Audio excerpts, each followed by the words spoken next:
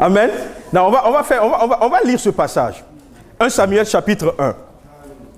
Il dit, est-ce qu'il y a des gens qui peuvent m'aider à lire ce matin? Mais je veux des gens qui lisent avec autorité la parole de Dieu. Parce que la parole de Dieu est autorité. Amen. Donc quand tu te lèves, tu lis. Tu lis quoi? Tu vois un peu? Tu lis comme, tu vois, il y avait un homme de Ramathaïm, de la montagne. 1 Samuel chapitre 1. Est-ce qu'il y a des gens, parce que je vais lire tout le chapitre. Est-ce qu'il y a quelqu'un qui veut m'aider à lire? Une ou deux personnes rapidement? Tu veux lire? Ok. Il y a quelqu'un d'autre qui veut lire rapidement là, les gars. On n'a pas le temps. Emmanuel, tu veux lire? Ok. Il y a quelqu'un ici, ce côté, vous ne voulez pas la bénédiction de la parole de Dieu. Quand vous lisez la parole de Dieu, vous prononcez des choses et puis il y a des choses qui se passent automatiquement. Vous voyez, le bonus pour celui qui lit, c'est que lui déclare des choses et il les voit s'accomplir dans sa vie en même temps. Vous voyez, c'est le moment de lire. Bon, anyway, on va aller comme ça. Tu peux venir, Alice. On n'a pas un deuxième micro. Tu veux utiliser ma Bible? Pourquoi tu as la Bible électronique? On nous a dit maintenant les ordinateurs, on va parler aux ordinateurs et puis ils vont répondre. Ce n'est plus des... Ok. Tu vas lire du verset 1 jusqu'au verset 10. On va aller comme ça. Le deuxième, Emmanuel va lire jusqu'au verset 20. Et puis, qui est la troisième personne qui va lire le reste? Suivez très bien ce... Amen. 1 Samuel chapitre 1. À partir du verset 1. Il y avait un homme de Ramathaïm Tchophim, de la montagne d'Ephraïm, nommé Elkana, fils de Jeroham, fils de Luhi, fils de Tohu, fils de Tchoph, Ephratien. Il avait deux femmes, dont l'une s'appelait Anne et l'autre Pénina. Pénina avait des enfants, mais Anne n'en avait point. Chaque année, cet homme montait de sa ville à Silo pour se prosterner devant l'Éternel des armées et pour lui offrir des sacrifices. Là se trouvaient les deux fils d'Élie, Ophni et Phiné, sacrificateurs de l'Éternel. Le jour où Elkana offrait son sacrifice, il donnait des portions à Pénina, sa femme, et à tous les fils et à toutes les filles qu'il avait d'elle. Mais il donnait à Anne une portion double, car il aimait Anne, que l'Éternel avait rendue stérile. Sa rivale lui prodiguait les mortifications pour la porter à s'irriter de ce que l'Éternel avait rendu stérile. Et toutes les années, il en était ainsi. Chaque fois qu'Anne montait à la maison de l'Éternel, Pénina la mortifiait de la même manière. Alors elle pleurait et ne mangeait point. Elkana, son mari, disait: Anne, pourquoi pleures-tu et pourquoi ne manges-tu pas? Pourquoi ton cœur est-il attristé? Est-ce que je ne vaux pas pour toi mieux que 10 fils? Anne se leva après que l'on eut mangé et bu à Silo. Le sacrificateur Élie était assis sur un siège près de l'un des poteaux du temple de l'Éternel. Et l'amertume dans l'âme, elle pria l'Éternel et versa des pleurs. Elle fit un vœu en disant: Éternel des armées, si tu daignes regarder l'affliction de ta servante, si tu te souviens de moi et n'oublie point ta servante, et si tu donnes à ta servante un enfant mâle, je le consacrerai à l'Éternel pour tous les jours de sa vie, et le rasoir ne passera point sur sa tête. Amen. Amen. Merci Seigneur. C'est qui est le suivant? Ouais, sorry. Comme elle restait longtemps en prière devant l'Éternel, Élie observa sa bouche. Anne parlait dans son cœur et ne faisait que remuer les lèvres. Mais on n'entendait point sa voix. Élie pensa qu'elle était ivre. Et il lui dit: Jusqu'à quand seras-tu dans l'ivresse? Fais passer ton vin. Anne répondit: Non, mon Seigneur, je suis une femme qui souffre et en son cœur, et je n'ai bu ni vin, ni boisson enivrante. Mais je répondais mon âme devant l'Éternel. ne prends pas ta servante pour une femme pervertie, car c'est l'excès de ma douleur et de mon chagrin qui m'a fait pleurer jusqu'à présent. Élie reprit la parole et dit, va en paix et que le Seigneur, le Dieu d'Israël, exauce la prière que tu lui as adressée. Elle dit, que ta servante trouve grâce à tes yeux. Et cette femme s'en alla. Elle mangea et son visage ne fut plus le même. Il se levait de bon matin et après être prosterné devant l'Éternel, ils s'en retournaient et revinrent dans leur maison à Rama. Je continue.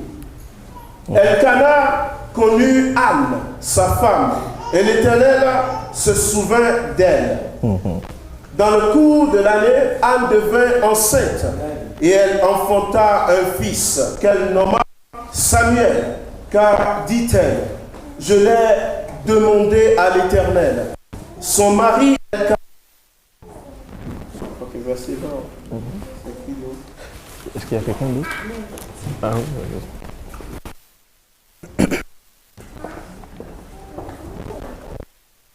Elkana monta ensuite avec toute sa maison pour offrir à l'Éternel un sacrifice annuel et pour accomplir son vœu.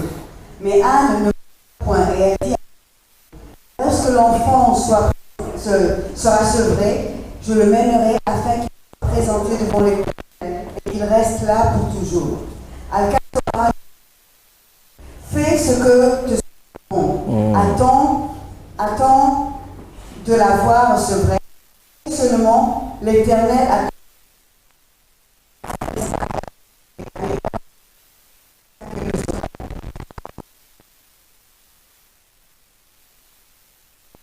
3 taureaux, un épha de farine et une outre de vin, et le mena dans la maison de l'Éternel à Silo.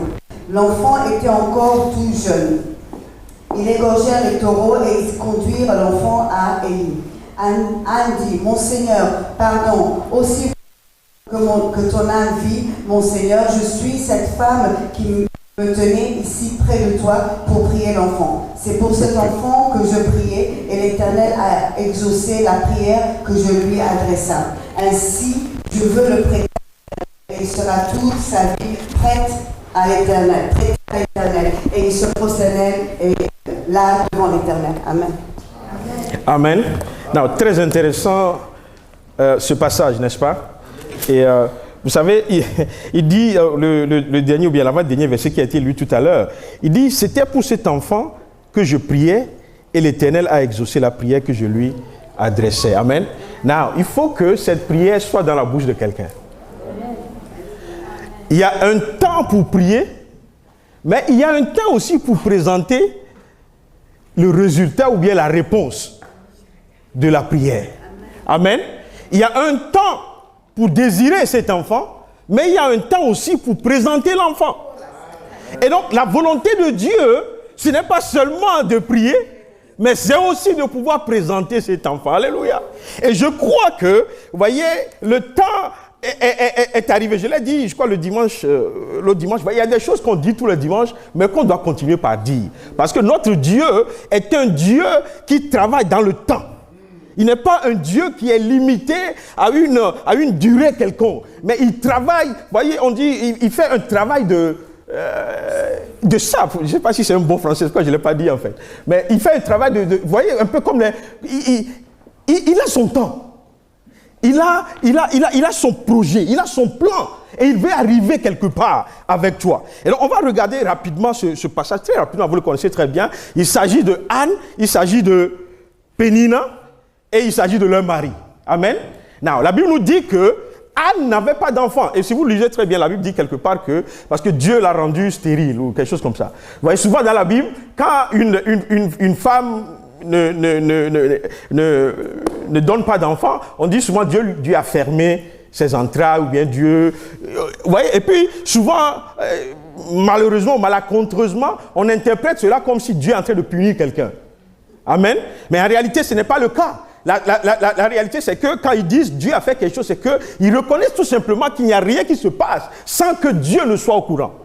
Vous voyez, Dieu est toujours au courant de ces choses. Donc, même si Anne ne donne pas d'enfant, ce n'est pas une situation que Dieu ignore. Dieu sait exactement ce qui se passe. Et la Bible nous dit que, vous voyez, leur mari, Elkana, il avait une deuxième femme qui s'appelait Pénina. Okay? Et cette deuxième femme, en réalité, elle est la deuxième femme. Parce que Anne est la première femme qu'il a épousée. Okay? Mais elle ne donnait pas. Bon, il y a des gens qui pensent que c'est parce que Anne ne donnait pas d'enfant qu'il est parti épouser Pénina. Ce n'est pas étonnant. Hein, quand on voit l'histoire et comment est-ce que les gens vivaient dans cette culture, ce n'est pas étonnant que tu as une femme qui ne peut pas te donner un enfant, un garçon, vous voyez, tu ailles trouver quelqu'un d'autre. Et la Bible dit que quand Pénina est venue, du coup, c'était comme une fontaine. Elle ne faisait que faire des enfants, amen. Et donc, dans la situation, dans la maison, il y avait une femme qui était la première femme et il y avait la seconde femme qui donnait, ou bien qui a donné à leur mari ce qui était important en ce moment dans la société. Et donc, qu'est-ce qu'elle a fait, Pénina? Elle a commencé par se moquer de la première femme. Non, je ne vais pas revenir beaucoup sur le texte, c'est-à-dire pour les lire, mais vous comprenez, on a lu tout à l'heure, on peut déterminer de quel passage je suis en train de parler.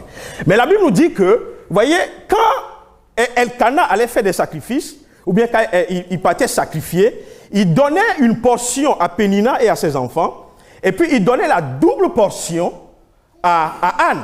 Pourquoi? Parce qu'il aimait Anne. Alléluia. Non, est-ce que vous savez que même dans les situations où, voyez, nous traversons des situations où tout le monde est en train de se moquer de nous, même dans ces situations, Dieu nous aime. Amen. Et la Bible dit, même Anne recevait la double portion. Vous voyez, je vais vous dire une chose, ce n'est pas ce que tu traverses qui détermine ce que Dieu a pour toi. Il a déjà écrit. Dans tes difficultés, il te démontre un amour. Vous voyez, il faut que nos yeux soient ouverts et que nous comprenions. Je ne sais pas si on va le temps, mais on va venir tout à l'heure. Regardez un peu ce qui se passe dans ce passage. Mais à ce moment précis, pour Anne, voyez, la double portion, l'amour de son mari, toutes ces choses ne lui disaient pas grand chose. Parce qu'à ce moment, ces choses n'empêchaient pas qu'on se moque d'elle. Parce qu'il y avait quelque chose qui doit se passer dans sa vie. Et donc, la Bible nous dit qu'elle a commencé par regarder ce qu'il faut faire, ce qu'il ne faut pas faire. Cette dame, vous voyez, la Bible nous dit que même dans la prière, elle allait dans la prière avec l'amertume plein le cœur. Vous savez, ce n'est pas une amertume pour tuer quelqu'un. Vous me comprenez? Ce n'est pas une amertume, c'est-à-dire qui emmène les gens chez les féticheurs pour s'asseoir et puis emmener la photo de leurs camarades, de leur conjoint, de tout là pour dire il faut le tuer. C'est une amertume, c'est-à-dire c'est une envie de voir la honte sortir de sa vie. Et c'était par rapport à elle-même, par rapport à la réponse que Dieu doit lui accorder. Et la Bible dit, elle va crier devant Dieu. Elle n'est pas animée d'une colère vis-à-vis de Dieu. Et ça, c'est ce qu'il ne faut pas faire. Parce que des fois, quand la situation est difficile, on commence par attaquer celui-là qui est le seul capable de renverser la situation. On dit, mais où il est ce Dieu? Il est un menteur. J'étais mieux quand j'étais dans le monde. Vous avez déjà entendu ça? J'étais mieux, ma vie était facile. Oui, c'est normal. Vous comprenez un peu? Si vous voyez, il y a une réalité. La réalité, c'est que le juste peut être dans des difficultés alors que le méchant prospère. Et c'est là souvent où la difficulté vient. Parce que tu seras dans une situation où le méchant se moque de toi. Il te dit, mais qu'est-ce que tu fais en servant ce Dieu? Il y a une fille, une fille togolaise, mais elle vit aux États-Unis. Elle est très jeune, mais elle est une activiste. Elle est très, comment je vais dire ça? Elle est très intelligente. Je vais mettre ça comme ça. Donc, ça dit, quand elle prend des positions sur ce qui se passe, sur le plan politique, en fait. Tu vois, quand tu lis ce qu'elle écrit, tu as envie de la relire, de la relire, de la relire. Mais elle a une haine terrible pour Dieu. C'est-à-dire, elle ne finira pas, c'est-à-dire, pour elle, c'est l'intellectualisme, c'est-à-dire qu'elle ne comprend pas que des gens qui sont intelligents soient en train de dire qu'il y a un Dieu qui sont en train de servir. C'est-à-dire, pour elle, c'est une abomination. C'est-à-dire, c'est quelque chose qui est contre l'intelligence humaine. Amen. Et donc, quand tu vois la manière dont elle prospère, c'est-à-dire, c'est une fille, quand elle poste quelque chose sur le Facebook tout à l'heure, vous voyez, dans les minutes qui viennent, tu verras les réactions, c'est-à-dire, c'est comme si tout le monde est accroché, on attend juste qu'elle pose quelque chose. Mais pourtant, il y a des gens qui vont mettre des paroles de Dieu, qui vont mettre des paroles d'encouragement, et puis les gens vont zapper ça. Parce que ça ne les intéresse pas. Mais je vais te dire une chose, même dans des situations comme ça, où celui qui est Dieu prospère, ne crois pas que ton Dieu t'a abandonné. Ton Dieu ne t'a pas abandonné.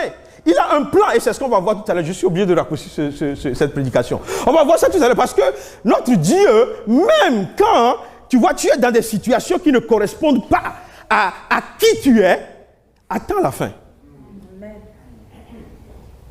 Mais c'est peut-être ce mot qui est difficile. Attends. C'est un mot très difficile. Alléluia. Mais pourtant, c'est la seule manière d'arriver à s'accaparer de ce que Dieu a pour toi. Dieu n'a pas changé en chemin. Il a déjà préparé la double portion pour toi. La double portion de la faveur. La double portion. Vous voyez, Dieu est pour toi plus que 10 fils. Dieu est pour toi, remets-le, tout ce que tu es en train de chercher. Il est pour toi plus que 10 enfants. Il est pour toi plus que 10 carrières. Dieu est pour toi même plus que 10 prédications. Dieu est pour toi plus que 10 gloires personnelles. Voyez, ne t'en fais pas si les gens ne te lèvent pas. Ne t'en fais pas. Si tu as Dieu, il vaut mieux que les 10 gloires personnelles que tu peux avoir. Vous ne me suivez pas. Amen. La reconnaissance des hommes, Dieu vaut 10 fois plus que ça. Tu cherches une voiture, Dieu vaut 10 fois plus qu'une voiture. On a prié pour les maisons, Dieu vaut 10 fois plus qu'une maison. Vous savez pourquoi? Parce qu'en Dieu réside la capacité de générer ces maisons, je ne sais pas comment, de manière exponentielle. Et nous devons savoir qu'il n'y a pas ailleurs de source de provision qu'en Dieu. Amen. Amen. Josué a dit tout à l'heure, le diable ne donne pas, le diable prête. C'est la réalité. Amen. Il ne donne pas, il prête. C'est pourquoi quand tu trouves avec lui, tu vas encore perdre avec lui. Parce qu'un autre aura besoin. Amen. Et donc, on doit réaliser ce matin, et je vais essayer de clore, parce que je regarde le temps. Je voulais vraiment qu'on revienne un peu louer Dieu à la fin, mais on verra comment ça va marcher. Alléluia. Vous savez, j'ai dit tout à l'heure que le méchant peut prospérer, alors que le juste peut être dans la désolation. Mais regardez ceci. La Bible dit qu'il y a famine. La famine vient quand le ciel est fermé. Si vous lisez dans Luc chapitre 4, vous verrez ça. Donc, ça veut dire tout simplement que même dans une situation de famine, dans une situation de stérilité, vous voyez, ce n'est pas que... ça dit, il y a un espoir. C'est que celui qui peut ouvrir le ciel est de ton côté. Puisque la situation qui est arrivée, c'est parce que le ciel est fermé. Vous voyez, il faut courir d'après celui qui peut ouvrir le ciel. Et la Bible nous dit dans le livre de Psaume que, vous voyez, il dit le salut en train de prier, il dit, Seigneur, si tu ouvrais les cieux et que tu descendais, il dit, les montagnes fuiraient devant toi. Est-ce qu'il y a une montagne devant toi? Hein? Est-ce qu'il y a une montagne devant toi? Il y a quelqu'un, il dit, quand il descend, on parle des montagnes, on va pas parler des hommes, mais on dit les montagnes même. Ils vont pousser des pieds. Ils vont commencer par courir. Parce que l'Éternel est est descendu. Dieu est avec nous dans la détresse. Et Dieu seul nous suffit. Il n'y a pas à chercher ailleurs. Il n'y a pas à ajouter à ce que Dieu peut faire. Ce que tu ajoutes vient du diable. Parce que Dieu, quand il dit, Dieu, quand il promet, il est fidèle. Il dit, la promesse qu'il faisait, ou bien ce qu'il faisait dans la vie d'Isaac, qu'on a lu tout à l'heure dans le livre de Genèse chapitre 26, ce sont des promesses qu'il a faites à Abraham. La promesse que Dieu a déjà faite, et donc Dieu, dans le temps, il veille sur sa promesse pour l'accomplir. Dans le temps, même à travers les générations, il veille sur sa promesse pour les accomplir. Et donc ce Dieu seul nous suffit. Et la réponse que nous devons avoir devant Dieu, c'est que d'abord, ce n'est pas de dire forcément que tout va bien. Amen. Parce que si tu dis tout va bien tout le temps, tu risques de ne pas reconnaître que tu dois aller dans le lieu secret aussi. Amen. Et donc il doit arriver un moment, et vous voyez dans la situation de Anne, elle ne l'a pas caché. Elle ne l'a pas caché. Elle se répondait devant Dieu tous les jours pour dire, Seigneur, ma situation, est-ce que tu vas faire quelque chose? Seigneur, j'ai besoin de ton intervention. Amen. Et donc, dans les situations comme ça, ce que nous ne devons pas faire, c'est de ne pas chercher la vengeance. Et voyez, j'ai fouillé ce passage, j'ai juste cherché un passage où Anne pouvait se retourner contre Pénina et puis dire quelque chose. Je n'ai pas trouvé. Cette dame qui se moquait d'elle jour après jour, année après année, voyez, la réaction que Anne avait tout le temps, c'est d'aller vers Dieu. Elle laissait Pénina à ces choses. Elle peut dire ce qu'elle veut. Elle peut insulter. Elle peut se moquer. Mais il dit, mon salut, c'est de ce côté. C'est dans la présence de Dieu. Je n'ai rien à voir avec toi. Et donc la vengeance, ce n'est pas ce que Dieu veut. Tu n'as rien à voir avec ceux qui se moquent de toi. Voyez, le temps va arriver où quand Dieu va rétablir les choses, la moquerie même va chercher son côté. Amen. Merci. Et c'est ce qui va se passer. Et ça va se passer. Vous voyez, il dit...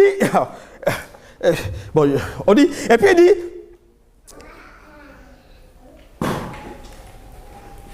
Il dit que... le passage, quand je dis il, je parle du passage. Il nous parle de comment Anne allait tout le temps dans la présence de Dieu pour prier Dieu. Mais vous avez remarqué quelque chose? Elle n'allait pas forcément chez Élie pour dire, voici la situation, prie pour moi. Allô? Ça, c'est une très grosse révélation. La Bible dit, elle cherchait la présence. Vous voyez, ce qu'on appelle le lieu secret là, c'est trop important. C'est trop important. Parce que toutes les victoires se remportent dans le lieu secret. Ce n'est même pas, vous voyez, tout le reste. Voyez, la Bible nous dit ici qu'elle passait son temps à gémir devant Dieu. Vous voyez, c'est des prières de lamentation. C'est des prières, c'est des cris au secours qu'elle poussait devant Dieu tous les jours. Et donc, même le sacrificateur qui était là dans le temple, vous voyez, il ne savait pas ce qui se passait dans la vie de Anne. Jusqu'au jour où il a cru qu'elle était ivre. Et puis, il s'est adressé à elle. Et c'est là où elle a dit, je ne suis pas ivre.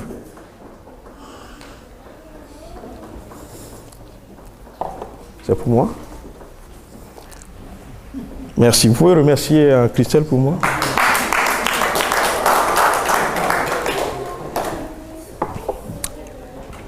Amen. Et donc, qu'est-ce que je disais? Il y a un temps pour pleurer, il y a un temps pour se lamenter. Mais on ne se lamente pas devant celui qui n'a pas la solution. Amen. Vous comprenez un peu? Laissez-les tranquilles. Et eux aussi, ils ont leurs problèmes. Lieu secret. Amen.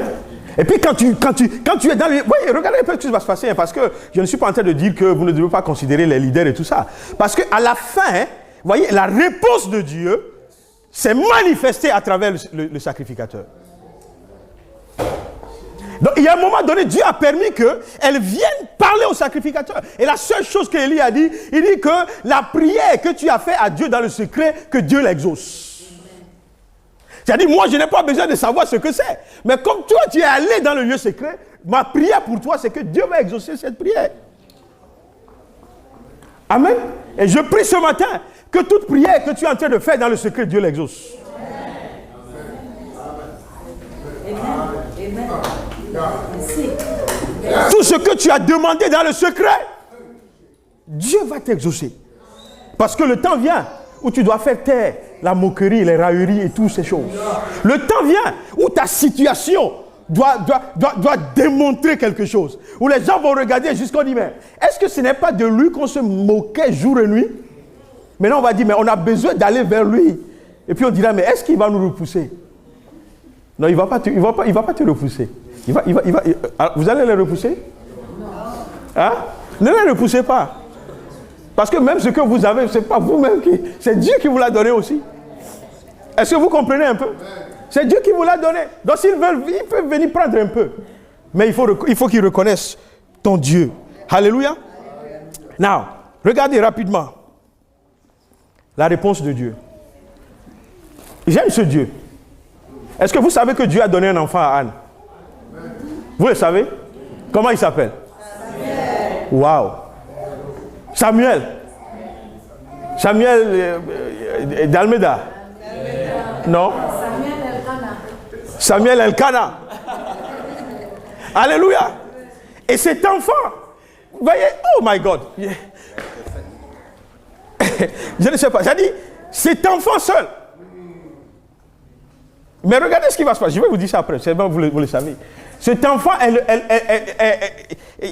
le plus grand des prophètes qui a existé. Mais ça ne s'est pas arrêté là-bas. La Bible dit, après Samuel, Dieu lui a encore donné 3 autres garçons et 2 autres filles. Vous savez, quand le bouchon qui bloque le tuyau de ta bénédiction, le jour où ça va sauter, c'est fini. Alléluia. Ce ne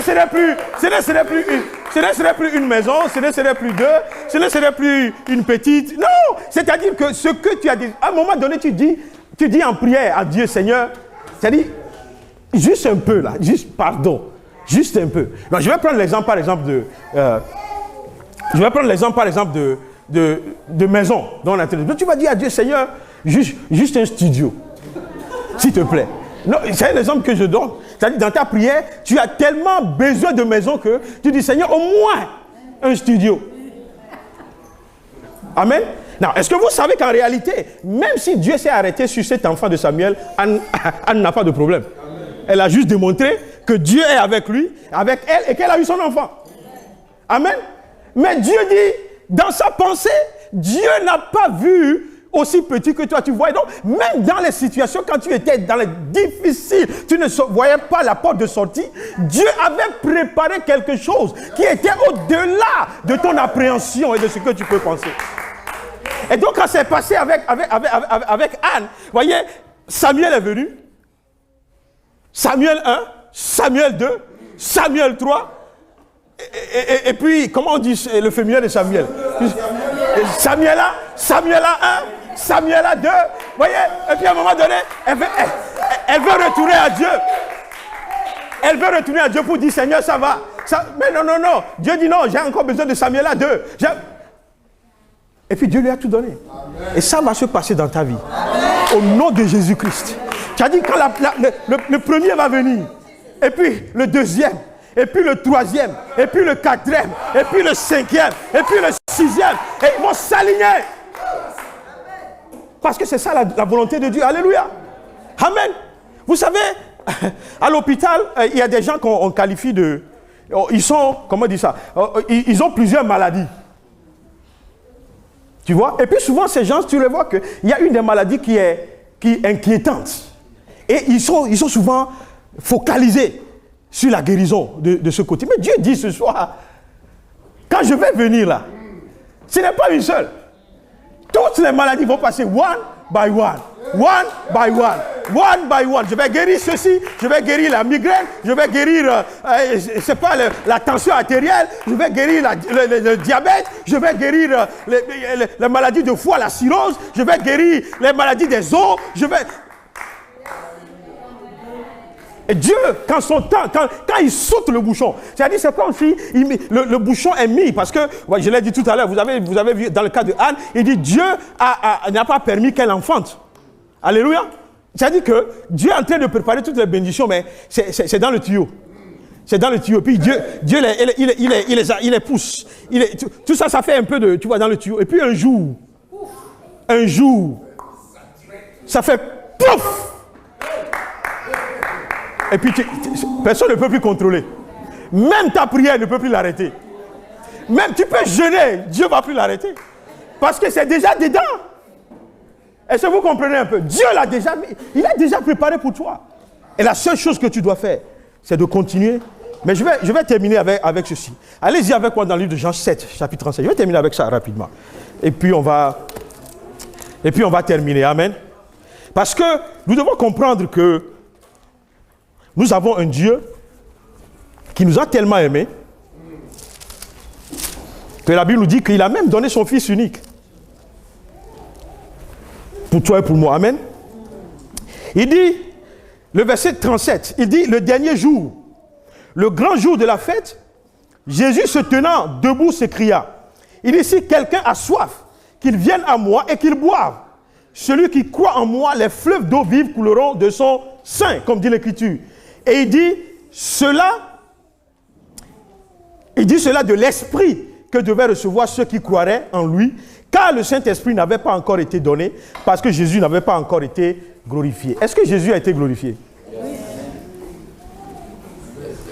Est-ce que Jésus a été glorifié maintenant? Oui. Non, ça veut dire quoi? Ça veut dire tout simplement que désormais le Saint-Esprit est disponible. Et il dit, celui qui a soif, qu'il vienne et qu'il boive. Il est en train de parler de l'Esprit de Dieu. Amen. Mais si vous regardez, par exemple, si vous allez dans Jean 10, on va juste un petit truc, et puis Jean 10, verset 10, vous connaissez ça? Il dit, le voleur ne vient que pour dérober, égorger et détruire. Mais moi, je suis venu afin que les brebis aient la vie et qu'elles l'aient même avec abondance. Voilà la réalité dans laquelle toi et moi on vit. Voyez, le voleur a eu son temps. Le destructeur a eu son temps. Mais quand Christ vient sur la scène, quand l'Esprit de Dieu prend contrôle, il dit que désormais, c'est la vie. Mais pas seulement la vie, mais la vie en...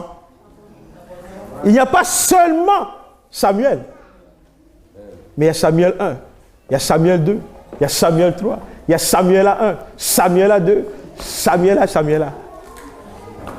C'est ça la vie en abondance. Alléluia. Merci Josué. Parce que nous allons non seulement payer nos mortgages sur les maisons qu'on a maintenant, mais on va avoir du cash pour la deuxième maison, la troisième maison.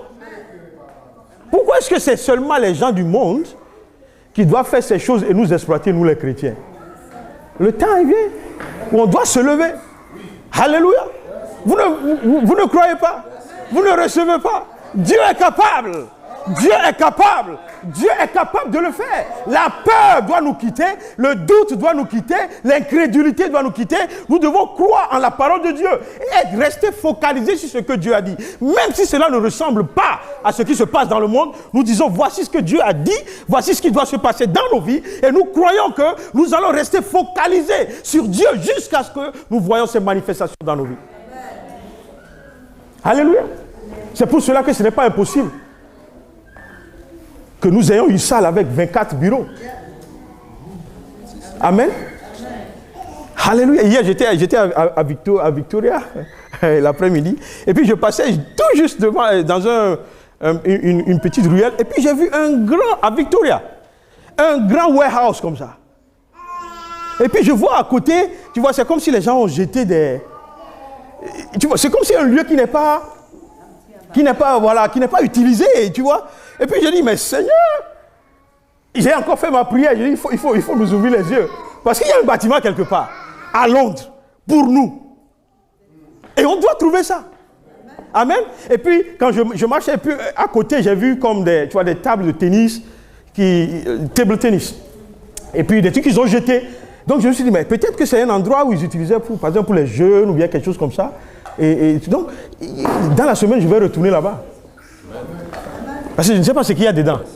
Il faut que j'aille découvrir. Amen. Il y a Samson qui a promis de faire des visites. Je ne sais pas combien il a fait depuis. Mais Dieu est toujours un Dieu de deuxième chance. Hein, Samson? Hein? Il faut qu'on se mette ensemble, il faut qu'on fasse des visites. Parce que, vous voyez, je l'ai dit tout à l'heure dans Genèse 26, quand Dieu parle, il faut agir. Quand Dieu parle, il faut agir. Parce qu'après, Dieu va bénir l'action que tu as posée. Amen. Et donc, on va arrêter comme ça ce matin. On va se tenir debout. Ma seule prière ce matin, c'est que l'on puisse ensemble dire merci à Dieu.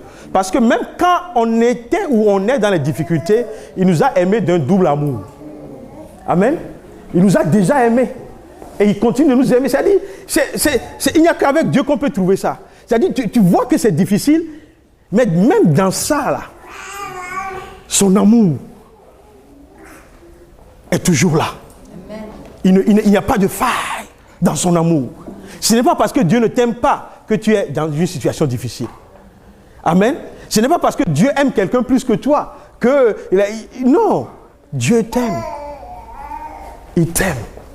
Il t'aime. D'ailleurs, est-ce que vous savez que c'est parce que Elkana aimait Anne que Pénina était jalouse? Vous savez ça? Donc à un moment donné, il faut dire, bon, il faut souhaiter la jalousie, puisque ça justifie que Dieu t'aime. Vous n'êtes pas d'accord? Mais c'est la vérité, c'est la réalité de la marche avec Dieu. C'est-à-dire que si personne ne te connaît dans le monde spirituel, l'ennemi s'en fout de toi. Ah, c'est la vérité. C'est là, mais il s'en fout. Mais quand il sait qui tu es, tes rapports avec le très haut, il se dit non, il est dangereux pour moi. Il faut faire quelque chose. Mais même dans sa dangerosité, Dieu est toujours plus fort. Amen. Dieu est toujours plus fort. La Bible dit, vous voyez, la Bible dit, il y a quelqu'un qui a dit, je ne sais plus qui a dit ça. Il dit quand l'ennemi est à côté, quand tu ne vois pas les démons qui sont en train de te déranger, mais eux aussi ne voient pas Dieu qui est en train de les regarder. Donc le temps qu'ils réagissent, Dieu les... Oui, Dieu chicote. Whatever. Amen. Est-ce que tu crois aujourd'hui que ta situation n'est pas désespérée? Il y a une résolution qui vient. Parce que Dieu l'a déjà fait. Dieu l'a déjà fait. Dieu l'a déjà fait. Et la Bible dit après que cette femme, elle est revenue à Élie, elle a dit, voici cet enfant. Celui pour lequel, c'est à cause de lui que je priais jusqu'à, tu as cru que j'étais ivre. C'est à cause de lui. Et voici, Dieu a donné. Dieu a donné. Amen.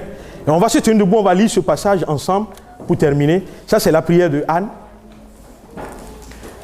Dans le même passage, dans 1 Samuel. 1 Samuel, chapitre 2. On va le lire ensemble. C'est notre prière aujourd'hui, c'est notre louange à Dieu aujourd'hui. On va le lire jusqu'au verset 10. Amen, vous êtes prêts? 1 Samuel, chapitre 2, vous êtes prêts? 1 Samuel, chapitre 2, vous êtes prêts? Groupe de louange, vous pouvez prendre position. On va chanter un ou deux chants de louange. On va se réjouir dans le Seigneur ce matin avant de partir. Amen. Vous êtes prêts? Ok. 1, 2, go. Anne pria et dit, mon cœur se réjouit en l'Éternel. Ma force a été relevée par l'Éternel. Ma bouche s'est ouverte contre mes ennemis. Car je me réjouis de ton secours. Nul n'est saint comme l'Éternel. Il n'y a point d'autre Dieu que toi. Il n'y a point de rocher comme notre Dieu. Ne parlez plus avec tant de hauteur. Que l'arrogance ne sorte plus de votre bouche. Car l'Éternel est un Dieu qui sait tout. Et par lui sont pesées toutes les actions. L'arc des puissants est brisé. Et les faibles ont la force pour ceinture. Ceux qui étaient rassasiés pour du pain. Et ceux qui étaient affamés se reposent. Même la stérile enfante 7 fois. Celle qui avait beaucoup d'enfants, l'Éternel fait mourir et il fait vivre. Il fait descendre au séjour des morts et il en fait remonter. L'Éternel appauvrit et il enrichit. Il l'abaisse et il élève. De la poussière, il retire le pauvre. Du fumier, il relève l'indigent pour les faire asseoir avec les grands et il leur donne en partage un trône de gloire. Car à l'Éternel sont les colonnes de la terre et c'est sur elles qu'il a posé le monde. Il gardera les pas de ses bien-aimés, mais les méchants seront anéantis dans les ténèbres. Car l'homme ne triomphera point par la force. Les ennemis de l'Éternel trembleront. Du haut des cieux, il lancera sur eux son tonnerre. L'Éternel jugera les extrémités de la terre. Il donnera la puissance à son roi et il relèvera la force de son oint. Elkana, on n'a pas besoin de parler pour Elkana. Amen. Est-ce qu'on peut dire merci, remercie le Seigneur, même dans la situation dans laquelle tu es. Dis merci au Seigneur parce qu'il a fait, il a accompli. C'est notre Dieu. Il va gérer toute adversité et il va te propulser. La Bible dit il va t'élever au-dessus de toutes choses. Que son nom soit glorifié. Que le nom de l'Éternel soit glorifié. Que son nom sur ta bouche, sur tes lèvres soit glorifié. Quand tu te lèves le matin, glorifie ton Dieu. Quand tu vas te coucher le soir, glorifie ton Dieu. Alléluia. Glorifie-le. Chante-lui des cantiques. Chante-lui des chants de joie et d'allégresse. Alléluia. On y va. On va chanter. On va prendre un ou deux. C'est bon? Vous avez déjà la liste, non? Amen. Vous êtes prêts? Vous allez danser pour le Seigneur? Le temps vient où vous allez danser sans musique. Parce que la joie du Seigneur va être tellement forte que tu n'auras plus besoin de musique pour danser. Amen.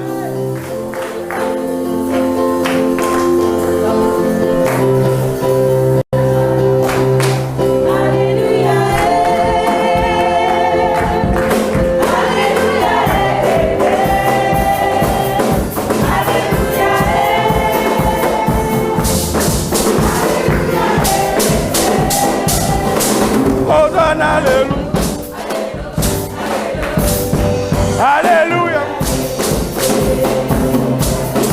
Oh, non, non.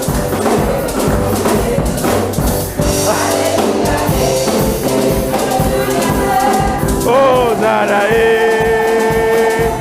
Come on. Oh.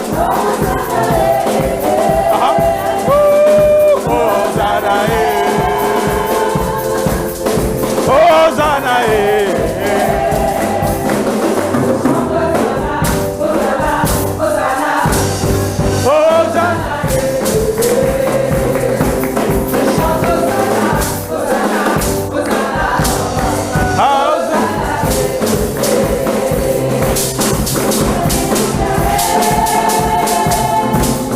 Alléluia.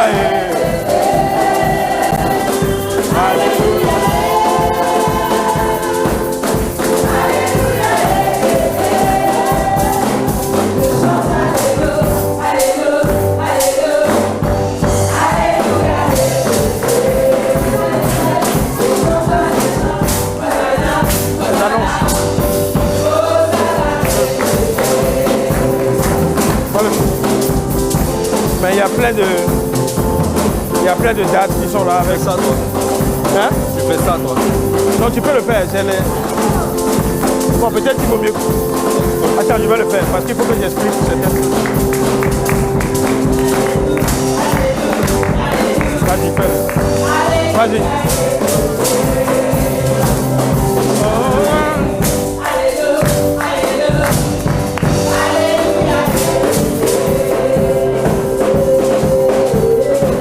My God is good. Écoutez, c'est pas intéressant tout ça. Ah bon? Après un message comme celui-là, qui croit qu'il va avoir son Samuel? Amen. Donc là, les enfants, là, ils ont la révélation plus que vous. Tu vois, ils dansent au milieu. Donc si tu crois que tu as un Samuel, viens danser. Écoute.